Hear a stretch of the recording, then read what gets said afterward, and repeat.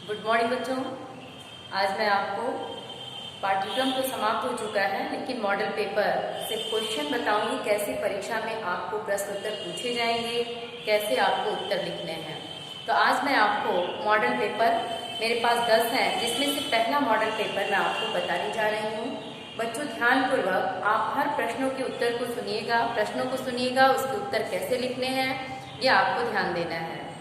और सबसे बड़ी चीज़, जो पाठ्यक्रम आपको निकाल दिए गए हैं आपकी पाठ्य पुस्तक से, उसकी फ़ोटो एक बार मैं फिर आपके पास भेज दूंगी।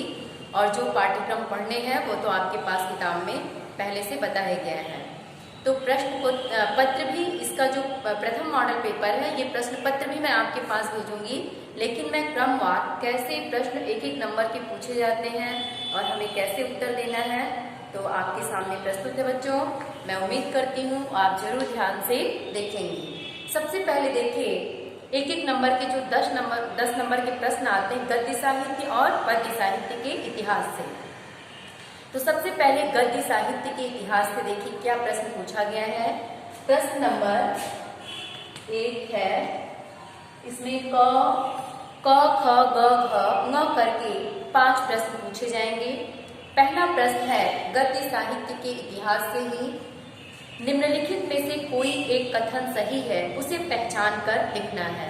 तो ये कथन तभी आप जानेंगे जब आपको हर लेखक और कवि के बारे में संक्षिप्त जानकारी होगी। जैसे इसमें 4 विकल्प दिए गए हैं, इस 4 विकल्प में से एक ही सही है, वो आपको चयन करना है। पहला है आचार्य रामचंद्र शुक्ल एक प्रसिद्ध निबंधकार है। दूसरा है डॉक्टर हजारी प्रसाद द्विवेदी एक महान कहानीकार के रूप में है। तीसरा है जयशंकर प्रसाद एक प्रसिद्ध आलोचक है। चौथा है उर्वशी के लेखक जयप्रकाश भारती हैं। अब देखिए बच्चों, अगर आपको चारों विकल्प के बारे में जानकारी होगा तभी आप बता पाएंगे कि इसका सही विकल्प क्या है। तो देखिए, सबसे पहले है कि आचार्य रामचंद्र शुक्ल एक प्रसिद्ध निबंधकार हैं। इनकी जीवनी भी आप पढ़ी होंगी, क्योंकि मित्रता पाठ आपके पाठ्यक्रम में है भी, तो निश्चित रूप से आप सबको मालूम होगा कि यही सही कथन है कि आचार्य रामचंद्र शुक्ल श्रेष्ठ निबंधकार हैं। अगर इसमें आलोचक भी लिखा होता, जोड़ा गया होता, तो भी ये कथन सही होता, क्योंकि रामचंद्र शुक्ल एक श्रेष्ठ आलोचक और निबंधकार माने जाते हैं। जो दूसरा विकल्प गलत दिया हुआ है, डॉक्टर हजारी प्रसाद एक महान कहानीकार के रूप में है, तो ये गलत है, क्योंकि हजारी प्रसाद द्विवेदी भी एक श्रेष्ठ निबंधकार ही माने जाते हैं। तीसरा गलत विकल्प इसमें था कि जयशंकर प्रसाद एक प्रसिद्ध आलोचक हैं, तो ऐसा भी नहीं है, क्योंकि जयशंकर प्रसाद श्रेष्ठ कहानीकार उपन्यासकार माने जाते हैं। उर्वशी के लेखक रामधारी सिंह दिनकर है, ये भी गलत है, इसमें जयप्रकाश भारती दिया है। तो सही क्या है? उर्वशी के लेखक रामधारी सिंह दिनकर हैं। तो आपको मतलब सिर्फ एक से है, लेकिन चारों की जानकारी हमने इसलिए दे दिया कि बाय चांस अगर कहीं कोई प्रश्न पूछे तो आपके नॉलेज में होना चाहिए। ख है, ख प्रश्न है इसी का पहले में ही दूसरा प्रश्न, निम्नलिखित कृतियों में से किसी एक के लेखक का नाम लिखिए। 4 रचनाएं दी गई होंगी, उनमें से किसी एक लेखक का नाम लिखना होगा। पहला है इसमें पुटल, दूसरा है पुरस्कार, तीसरा है लहरों के राजहंस,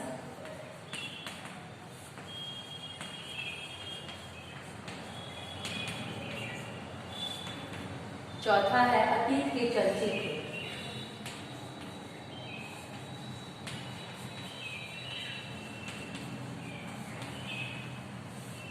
जिसमें पुटल हजारी प्रसाद द्विवेदी का निबंध है। ये किसका है बच्चों? ये हजारी प्रसाद द्विवेदी।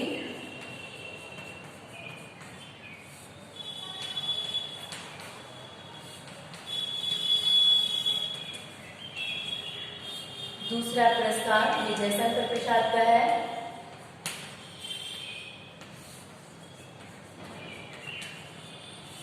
तीसरा लहरों के राजहंस ये मोहन राकेश।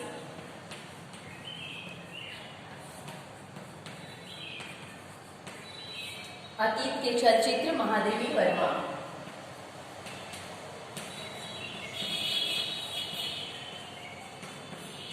हालांकि लिखना इसमें से आपको एक ही है, इसमें से एक ही आपको लिखना है। ये भले ही मैं चारों का उत्तर आपके सामने लिखी हूँ, लेकिन परीक्षा में सिर्फ आपको एक लिखना है। तो आपका ये दूसरा प्रश्न भी समाप्त हुआ। अब पहले प्रश्न के अंतर्गत ही ग नंबर पे पूछा है आपका कि निम्नलिखित एक रचना दिया है और उस रचना के रचनाकार का नाम पूछा है। रचना का नाम है चिंतामणि। चिंतामणि के लेखक हैं आचार्य रामचंद्र शुक्ल। तीसरा प्रश्न क्या है आपका? चिंतामणि, इसके लेखक कौन है? इसके लेखक है रामचंद्र शुक्ल।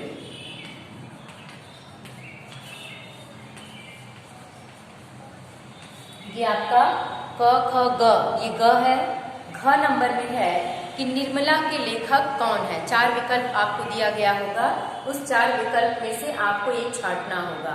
तो निर्मला किसकी रचना है? मुंशी प्रेमचंद्र की।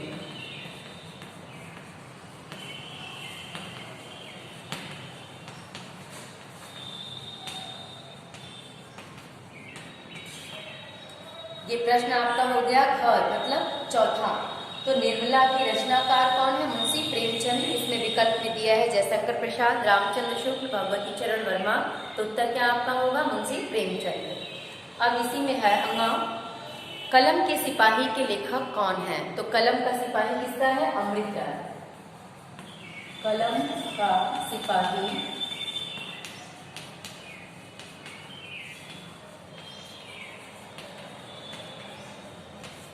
कलम का सिपाही, इसके लेखक कौन है? अमृत राय। बच्चों ये भी जान लीजिए कि ये कलम के सिपाही में अमृत राय ने मुंशी प्रेमचंद्र की जीवनी लिखी है। ये प्रश्न पूछा जा सकता है कि कलम के सिपाही में किसकी जीवनी लिखी गई है? तो मुंशी प्रेमचंद्र की जीवनी लिखी गई है। अब प्रश्न नंबर 2, जो काव्य साहित्य के इतिहास से, ये पांचों आपके क ख ग घ ङ ये गद्य खंड से था। अभी काव्य खंड से जो प्रश्न पूछे जाएंगे उसमें देखिए पहला प्रश्न है, ये तो हर साल पूछता है, ये 2 नंबर का प्रश्न आता है और हर साल हर परीक्षा में आपको पूछेगा। वो है कि रीतिकाल की 2 विशेषता लिखिए। तो रीतिकाल की 5-6 विशेषताएं जो आपके पाठ्यक्रम में आपको बताया भी गया है, लेकिन आपको सिर्फ 2 विशेषता याद करनी है। तो रीतिकाल की 2 मुख्य विशेषता, पहला ये 2 नंबर का, 2 विशेषता आपको 2 नंबर का है रीति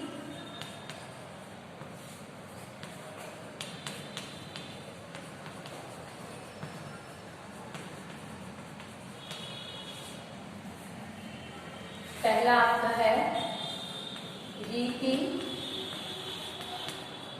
ग्रंथों का निर्माण।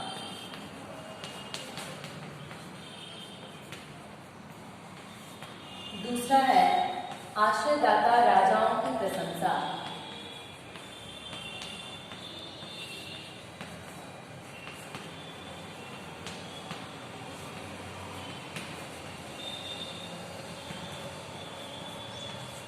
बेटा ये आपके रीतिकाल की 2 मुख्य विशेषताओं में है रीति ग्रंथों का निर्माण, आश्रयदाता राजाओं की प्रशंसा, और भी है श्रृंगार रस की प्रमुखता, ब्रजभाषा का प्रयोग। लेकिन 2 मुख्य रूप से आप याद कर लीजिएगा, रीति ग्रंथों का निर्माण, आश्रयदाता राजाओं की प्रशंसा। ये 2 वाक्य लिखने पे आपको 2 नंबर मिल जाएंगे। अब आपका आता है दूसरे से ही ख नंबर का प्रश्न है, छायावाद की 2 प्रमुख प्रवृत्तियां। प्रवृत्ति को ही विशेषता कहते हैं। तो हमेशा आपको रीतिकाल, छायावाद जो आपके पाठ्यक्रम में है, जैसे आपको पढ़ना है काव्य खंड में रीतिकाल, छायावादी काल, प्रगतिवादी, प्रयोगवादी। तो इन सारे काल से आप 2-2 विशेषता, 2-2 लेखक और रचनाओं को जरूर याद रखिएगा। इसीलिए मैं मॉडल पेपर भी आपके सामने प्रस्तुत कर रही हूँ बच्चों।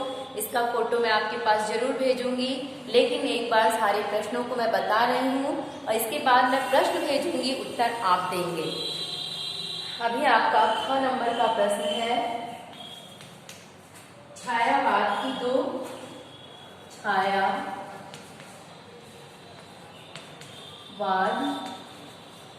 युग की दो प्रवृत्तियां। प्रवृत्ति का मतलब क्या होता है? विशेषता। विशेषता को ही प्रवृत्तियां भी कहते हैं। ध्यान दीजिएगा, छायावाद की दो प्रवृत्तियां हैं। पहला, प्रकृति का मानवीकरण। ये सब कुछ आपको शुरू में ही बताया और लिखाया गया है बच्चों। निश्चित रूप से आप, मुझे पूर्ण विश्वास है कि आप कॉपी में लिखी होंगी, सिर्फ आपको एक बार दोहराने की जरूरत है। दूसरा है नैराश्य की भावना।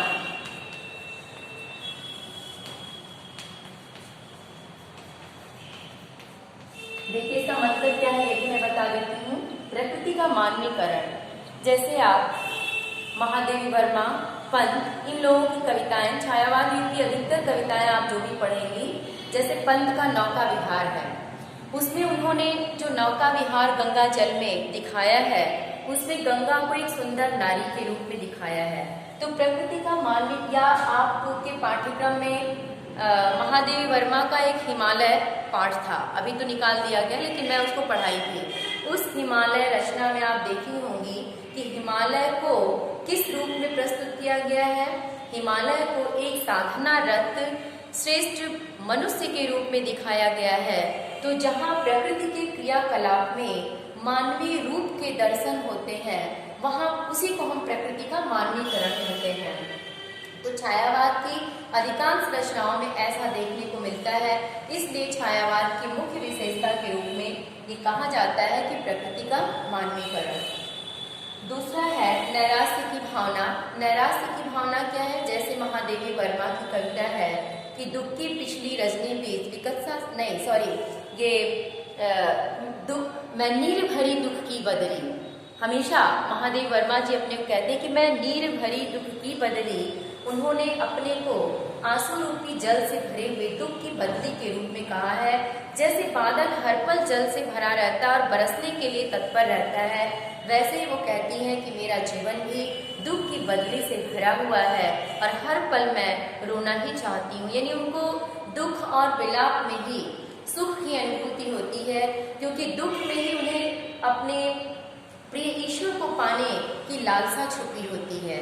तो इस तरह से जो भी उनकी रचनाएं आप पढ़ेंगे उसमें निराशा, नैराश्य का मतलब निराशा, विरह वेदना भी कह सकती हैं कि नैराश्य व विरह वेदना से परिपूर्ण काव्य। तो मैंने इतना ही लिखा है कि नैराश्य की भावना, आप इसको नैराश्य न लेके निराशा और वेदना से परिपूर्ण काव्य भी, विरह वेदना से परिपूर्ण काव्य भी कह सकती हैं इसको, विरह वेदना से परिपूर्ण काव्य।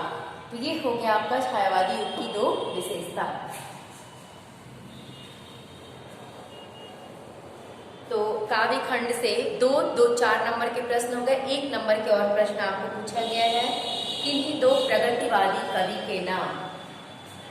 प्रगतिवादी कवि के नाम। देखिए प्रगतिवादी कवि में आपके प्रगतिवाद का जनक सूर्यकांत त्रिपाठी निराला को माना जाता है। फिर आपके मन में एक प्रश्न आएगा कि निराला जी तो छायावाद के चतुष्टय कवियों में भी गिने जाते हैं, क्योंकि छायावाद के चतुष्टय कवियों में पंत, प्रसाद, निराला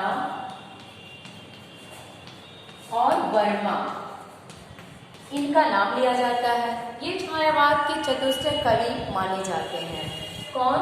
सुमित्रानंदन पंत, जयशंकर प्रसाद, सूर्यकांत त्रिपाठी निराला और महादेवी वर्मा। लेकिन छायावाद के ही दो भाग हैं, प्रगतिवाद और प्रयोगवाद। तो अभी आपसे पूछा है प्रगतिवादी कवि के नाम, दो प्रगतिवादी कवि। तो निराला को क्यों माना जाता है प्रगतिवाद का जनक? क्योंकि देखिए प्रगतिवाद की मुख्य विशेषता थी मार्क्सवादी विचारधारा। आप कार्ल मार्क्स का नाम सुनी होंगी, जो पूंजीपतियों के विरोधी और मजदूर वर्ग के समर्थक थे। कार्ल मार्क्स एक दार्शनिक थे जो मजदूरों के बहुत बड़े समर्थक और पूंजीपतियों के बहुत बड़े विरोधी थे। हमेशा उनके लिए व्यंग्य की रचनाएं ही किया करते थे। तो इनकी जो कविता है निराला की, जैसे कुकुरमुत्ता, ये निराला की रचना है कुकुरमुत्ता, ये कुकुरमुत्ता रचना ही इनकी प्रगतिवादी काव्य का एक श्रेष्ठ उदाहरण के रूप में माना जाता है। क्योंकि कुकुरमुत्ता आप देखी होंगी, जो कहीं भी कूड़े कचरे में छतरी ताने ये खड़ा रहता है, जिसको आजकल पैकेट में जो आता है दूसरे रूप में इसकी खेती भी की जाती है और खाया जाता है, लेकिन ये कुकुरमुत्ता होता है जिसके लिए विशेष न तो खाद पानी की आवश्यकता होती है, न देखभाल की आवश्यकता होती है। कहीं भी ये घूर पतवार कहीं भी ये जम जाता है। तो यहाँ जो कुकुरमुत्ता है ये समाज के निर्धन पीड़ित मजदूर वर्ग के प्रतीक के रूप में है, और इसी के साथ गुलाब है जो समाज के पूंजीपति वर्ग के प्रतीक के रूप में उस कविता में दिखाया गया है। आप देखती हैं जैसे जो पूंजीपति वर्ग के लोग होते हैं न तो विशेष रूप से किसी तरह की प्राकृतिक आपदाओं को झेल पाते हैं, न किसी बीमारी को झेलने की ताकत होती है, क्योंकि उन्होंने अपने शरीर को उस रूप में ढाला ही नहीं है। और जो श्रमिक वर्ग मजदूर वर्ग होता है वो प्रकृति से लड़ने की क्षमता उनके अंदर बहुत ज़्यादा होती है, क्योंकि वो प्रकृति के सानिध्य में ही जीवन व्यतीत करते हैं। तो उन्होंने इस कुकुरमुत्ता रचना में कुकुरमुत्ता को मजदूर वर्ग का प्रतीक मानकर, गुलाब को पूंजीपति वर्ग का प्रतीक मानकर व्यंग प्रधान रचना प्रस्तुत की थी। और भी इनकी बहुत सारी रचनाएं हैं, जैसे तोड़ती पत्थर, जूती की कली, जिसमें इन्होंने श्रमिक वर्ग के प्रति अपनी संवेदना प्रकट की है। जैसे आप जूनियर में इनकी एक कविता पढ़ी होंगी, वह आता दो टूक कलेजे के दान कविता था, जिसमें वह आता भिखारी, उस टॉपिक का नाम था भिखारी, दान का तो दूसरा है जो वह आता गंगे से नहाकर कुएं खिलाता बंदर को, वो दूसरी कविता थी। और एक कविता इनकी थी जो भिखारी नाम से, कि वह आता तो डूब कलेजे के करता, पछताता पथ पर आता, मुंह फटी पुरानी झोली के फैलाता। तो उस कविता में देखिए किस तरह से श्रमिक वर्ग के प्रति इन्होंने अपनी संवेदना प्रकट की है, और पूंजीपतियों के प्रति व्यंग। तोड़ती पत्थर में भी उनका वही चीज है, वो हथौड़े लिए हुए महिला बार बार पत्थर पे प्रहार करती है, और सामने ऊंची बिल्डिंग है जिसको बार बार देखती है, उसके पास न कोई छायादार वृक्ष है न कुछ है, उसी की बनाई हुई बिल्डिंग उसके सामने है, लेकिन उसके लिए उसकी कोई सुविधा नहीं है। तो इस तरह से इनकी कविताओं में पूंजीपतियों के व्यंग को दर्शाया गया है। तो एक श्रेष्ठ कवि के रूप में प्रगतिवादी युग का अगर जनक किसी को कहा जाए तो वो कौन है? निराला जी। प्रगतिवाद का जनक कौन है? निराला जी। निराला जी का पूरा नाम क्या है? सूर्यकांत त्रिपाठी निराला, याद रखिएगा, प्रगतिवाद के जनक निराला जी।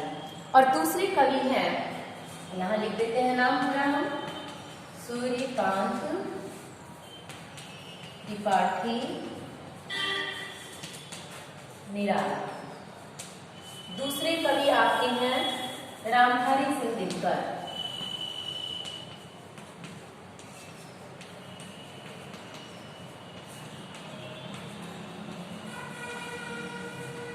इनका भी एक प्रगतिवादी युग की एक कविता है कि स्वानों को मिलता दूध भात, भूखे बच्चे अकुलाते हैं, माँ की हड्डी से चिपक के ठुरजाड़े की रात बिताते हैं। देखिए, आप देखी होंगी जो पूंजीपति वर्ग के लोग होते हैं वो अपने कुत्ते को स्पेशल बिस्किट दूध खिलाते हैं, स्पेशल शैम्पू से उनका बाल धोया जाता है, गाड़ी में बैठ के घूमते हैं, और इधर श्रमिक और मजदूर वर्ग के बच्चे जो सूखी रोटी के लिए तरसते हैं। तो इस तरह की दशा को देखकर इन्होंने अपनी व्यंग्यपूर्ण रचनाएं प्रस्तुत की थी।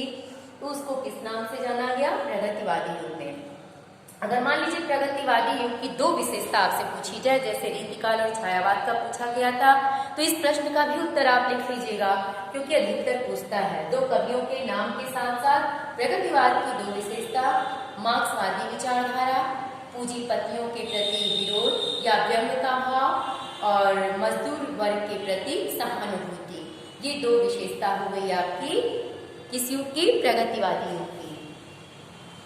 तो ये आपके 10 नंबर के प्रश्न हो गए बच्चों। अब आपको पूछेगा गद्यांश की व्याख्या और पद्यांश की व्याख्या, 20 नंबर का। 20 नंबर का होगा बच्चों आपको गद्यांश और पद्यांश की व्याख्या। चलिए वो मैं नहीं करा पाऊंगी क्योंकि लंबा वीडियो हो जाएगा तो नहीं जा पाएगा, ये मैं भेज दूंगी, कल मैं बताऊंगी। Thank you.